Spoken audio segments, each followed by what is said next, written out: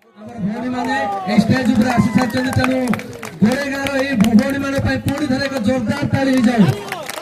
ना पैसा लगता है यारो, ना खर्चा लगता है, ना पैसा लगता है यारो, ना खर्चा लगता है।